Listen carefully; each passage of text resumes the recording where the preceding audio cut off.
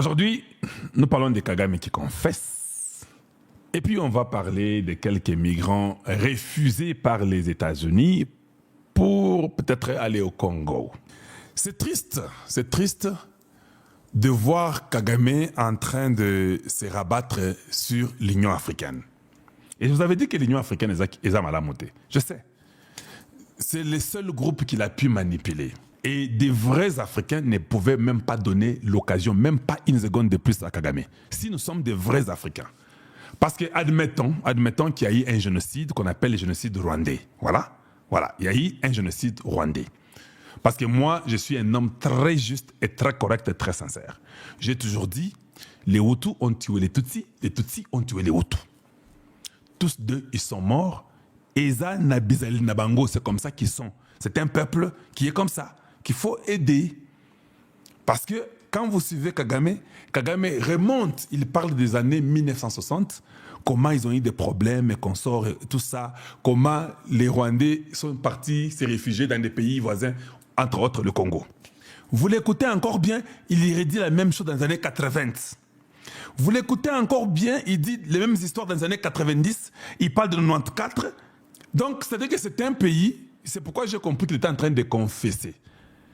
Ce pays-là, pour que ça marche, avec tout ce que Kagame est en train de dire, dans les années 60, années 80, années 90, années 94, on peut rentrer dans les années 1918, 32, tout ça qu'on sort. C'est un peuple qu'il faut aider. Ce sont des gens qui sont créés, je ne sais pas, je ne vais pas trop dire. Mais la solution n'est pas d'écarter les Hutus. C'est ça que moi je comprends. J'ai compris que la solution est de les mettre tous ensemble, qu'ils causent et qu'ils restent chez eux.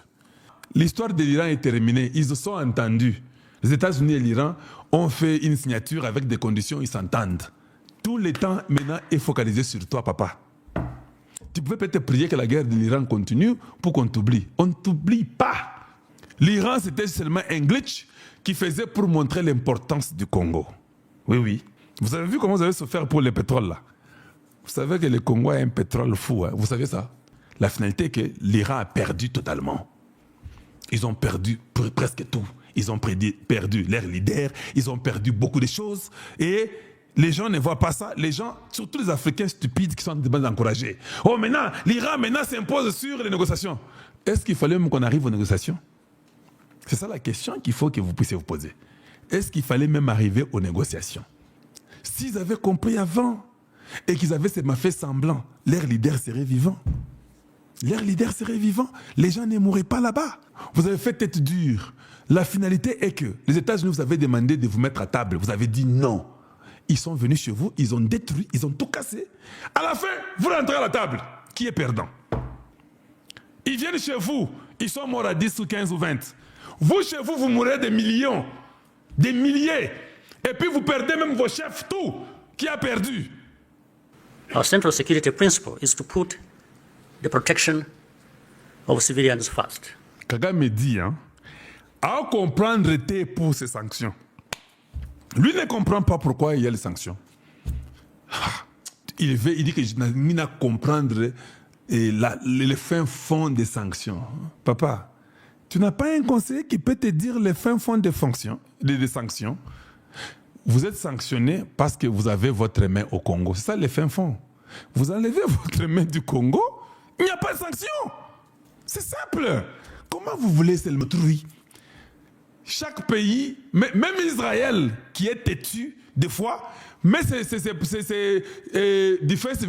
à partir de chez lui. Tu ne peux pas prendre tes mesures de défense, tu mets chez autrui, et tu dis, je ne comprends pas pourquoi on veut me sanctionner, j'aimerais comprendre les fonds du problème.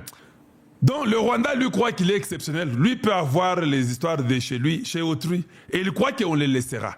On ne les laissera pas. Ça, ce n'est qu'un point. Il y a aussi l'intérêt américain au Congo démocratique. Parce qu'Hippolyte Kanambe, c'était une étiquette. C'est Kagame qui représentait le Congo, qui disait, qui mentait partout là que non, le Congo, nous avons des relations, nous avons des contrats avec le Congo, c'est moi qui décide, les Congos, nous avons les mêmes origines, c'est un même peuple, on nous avait divisé à l'avance. Il est parti mentir comme ça, Kagame. À cause de Bamindeli surtout, qui est parti pour dire non, ce n'est pas vrai. Nous avons un président, nous avons un gouvernement, nous avons une institution. Le Congo n'est pas le Rwanda. Vous devez venir directement chez nous. Mais lui nous a dit que vous avez conseillé. Non, il n'y a pas de papier. C'est faux. Ils nous ont envahis. Il a peur. Il a peur. Il a peur. Parce que il est impossible de voir que la même personne, le même individu a dit, il n'y a pas quelques jours, il a dit que non. Tshisekedi, Abiyarimana, son fils est venu là-bas avec l'Air Network en Europe, en France. Ils sont venus pour me faire un coup ici. Et puis 4 minutes après, oh, moi, d'ailleurs, les AFCM 23, il y a Hippolyte Kanambe et toute personne qui veut venir pour que je vous aide, les passages est gratuit pour partir là-bas. 3 jours après, on dit non, président, tu as très mal parlé. Comment ça? Oui, le Congo a pris ces éléments-là contre toi. Parce que c'était simple. Kaikwamba Thérèse, elle est diplomate du sang. Elle a compris, elle va prendre les mêmes éléments que tu as dit, que tu peux faire un passage à toute personne qui veut aller faire ce qu'il veut au Congo. Kaikwamba, d'ailleurs, est mieux en anglais. Ndoki anglais, mamawana. Ils vont taper quelques documents, ils vont prendre ça, ils vont amener au département d'État, ils vont amener en France, elle va amener chez elle en Allemagne. Il va amener chez les Anglais, il va leur dire que voilà, ce gars n'est pas pour la paix. Ce gars dit qu'il va faire un passage. Tout ce qu'il nous faisait là, Dieu commence à retourner ça contre lui. Dis-moi comment tu vas le défendre ça. Parce que tu l'as dit, il y a même des vidéos. Donc, quand on peut dire que Kagame veut déstabiliser le Congo, la preuve est là, le problème n'est pas les FDLR. On peut dire ça. Barguimagnon surtout, tu sais des paysages mystiques. Asilisi tata oyo maele. Argumagnon surtout et sili. Maintenant, dis-moi un peu, quand on va enlever les problèmes des FDLR, quel autre argument tu auras? Voilà, rapidement, parlons maintenant des migrants qui sont aux États-Unis et qui veulent être envoyés au Congo démocratique. Je n'aime pas les gens qui aiment manipuler les autres.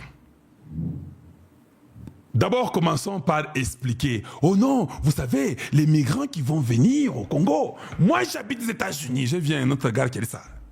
Tous les bandits, les voleurs, les criminels sont eux qu'on va. On commence d'abord à vous effrayer et à mettre la peur en vous. Je connais. C'est une tactique qui n'existe plus. Kalonji est vivant, papa. Kalonji TV, 3 cerveaux et demi celui-là. Pourquoi tu peux amener des bêtises comme ça? Il faut chercher peut-être même à mentir. Non, pas bloc à bongo. Ça, c'est la manipulation avec l'émotion. Tous les bandits aux États-Unis, les drogués, les criminels, tous ceux qui font ces histoires-là, ne sont pas considérés comme étant des migrants. Ce sont les Américains. Oui, c'est ça la vérité. Il ne faut pas mentir aux gens. Les gens qui tuent des armes partout à Chicago, New York, tout ça, Los Angeles, ne sont pas des migrants, ce sont les Américains. Noirs tout comme blancs. Ils n'iront pas nulle part. Ils sont criminels, ils restent chez eux ici aux États-Unis. On commence d'abord par là. Ici, les migrants qu'on parle sont eux qui sont venus demander l'asile politique. La majorité de ces gens-là ont étudié chez eux, ils sont bons et ils n'ont pas de problème aux États-Unis. Seulement, ils n'ont pas les papiers. C'est ça la vérité. Ou bien leur cas a été retardé par un juge, ou un juge était peut-être un raciste, il n'a pas voulu donner. Ce sont ces gens-là que les États-Unis ont demandé, on doit vous déporter. Ce sont ces gens-là que les États-Unis demandent que non, comme il faut les déporter, est-ce que le Congo peut prendre un nombre donné? En Afrique, il y a 7 pays. Et ça, quand on dit ça, c'est une information. Il y a 7 pays qui ont déjà pris. Le 7e, d'ailleurs, c'est le Congo démocratique qui va prendre les gens peut-être le mois prochain ou ce mois. Je ne sais pas quand. Mais ils ne prennent pas des bandits, des voleurs, des criminels. Non, non, non, c'est pas ça. Tout celui qui est criminel, bandit et consort est arrêté dans des prisons maximales aux États-Unis. Ils ne vont nulle part.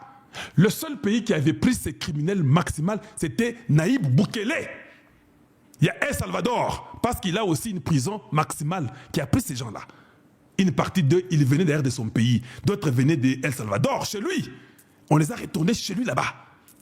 D'autres criminels, les États-Unis, ils peuvent faire Guantanamo, ils peuvent faire tout ça, ils peuvent Alcatraz, tout ça. Ils vous gardent ici. Vous ne partez nulle part. Qui vous a dit que ce sont ces criminels américains et consorts qui doivent aller au Congo démocratique? Ils ne sont même pas considérés comme étant des migrants. Pourquoi on veut embrouiller beaucoup de gens? En dehors de ça, non, ces bandits-là viendront maintenant et puis le Congo sera instable. Et maintenant, si on envoie les Rwandais, Non, on va répondre. Je vais vous répondre tout. Mais lisons d'abord, différencions entre les criminels qui sont aux États-Unis avec les migrants. Parce qu'il ne faut pas que vous puissiez mélanger les deux.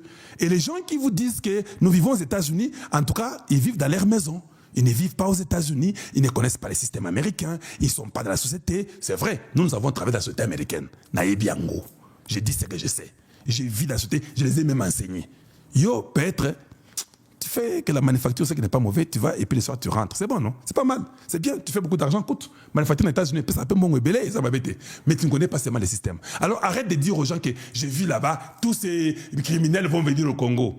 Tu es sentimental et tu es manipulateur. Lisons un peu rapidement. Indique que les immigrants aux États-Unis, y compris les sans-papiers, ne sont pas responsables d'une augmentation de la criminalité et commettent des crimes à des taux inférieurs à ceux de la population née aux États-Unis. Donc, les criminels sont sur le bazar, c'est possible, attends la poto, tu peux voir quelqu'un qui est migrant, qui a tué quelqu'un, ça peut arriver. Je connais un Congolais qui a tué des gens ici aux États-Unis. Mais il vient du Congo, non? Oui, il est venu, il a tué, il avait l'arme, il a tué ses parents. Ici, aux États-Unis, un Congolais. Il peut y avoir un migrant qui a fait ça. Mais quand vous allez par le taux, ceux qui en font plus, c'est eux. Ce ne sont pas les migrants qui viennent ici. Et ces Congolais-là, c'est après combien de Congolais qui sont aux États-Unis? Vous savez combien de Congolais sont aux États-Unis?